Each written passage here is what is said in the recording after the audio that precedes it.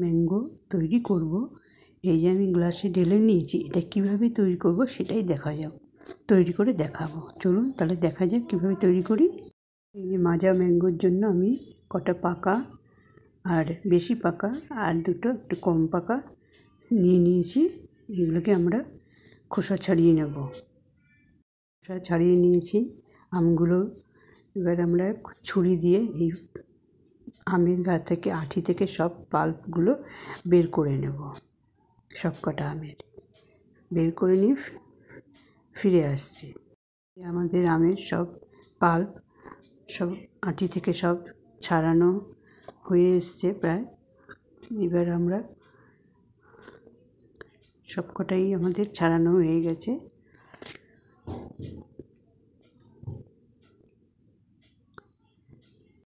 পাত্রে বসিয়ে দিয়েছি গ্যাসে পাত্র বসিয়ে দিয়েছি। আমের পাল্পগুলো ঢেলে দিলাম। এবার একটা অল্প সামান্য একটু জল দেবো। এতে জল দিয়ে একটুখানি সেদ্ধ করে নিতে হবে। অল্প একটু জল দেবো, সামান্য। এটার মধ্যে একটু জল দেওয়া হয়েছে। এবার একটুখানি নেড়ে চেড়ে নেব। নেড়ে চেড়ে এই আমাদের এটা সেদ্ধ হয়ে গেছে। স্প্যাচুলা দিয়ে দেখলাম এটা সেদ্ধ হয়ে এসছে। কতটা ঘন হয়েছে দেখুন। এবার এটা নামিয়ে নেব। আরেকটি বাটিতে আমরা আরেক পাশে গ্যাসে আমরা বসিয়ে দিয়েছি 1 বাটি জল আর 1 বাটি চিনি দিয়ে এটাকে একটু শিরার মতন করে নেব। একটু জাল দিয়ে নেব, বেশি চিটচিটে হবে না, একটু জাস্ট হালকা একটুখানি নেড়ে চেড়ে এটাকে চিনিটাকে গলিয়ে নেব।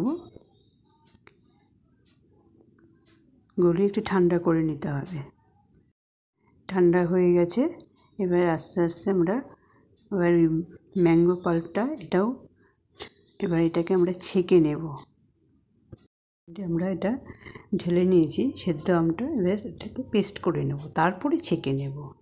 এই দেখুন আমাদের পেস্ট তৈরি হয়ে গেছে। এবার একটা পাত্র নিয়ে নেব। এবার ছাঁকনির মধ্যে ওই পেস্টটাকে ছেঁকে নিতে লাগবে। একবারে হবে না, অল্প অল্প করে এটা ছেঁকে নিব। একটু স্প্যাচুলা দিয়ে নেড়ে দেবো যাতে কোনো আঁশ না থাকে। এভাবে পুরোটা পাল্প আমরা ছেঁকে নিয়ে ফিরে আসছি। শেষ পর্যায়ে ছাঁকা হয়ে গেল প্রায়। দেখুন কতটা পরিমাণ হয়েছে, ঠিক এইটুকুনি হয়েছে।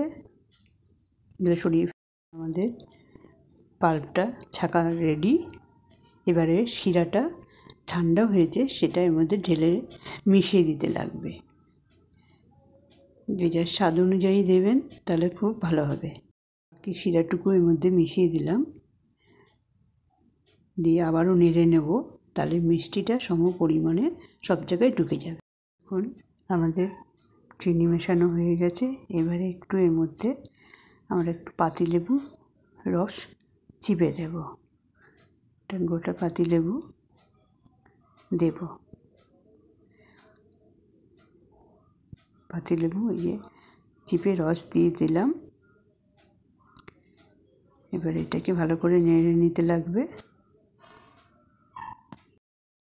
এটা রসটা দিয়ে নেড়ে নিলাম।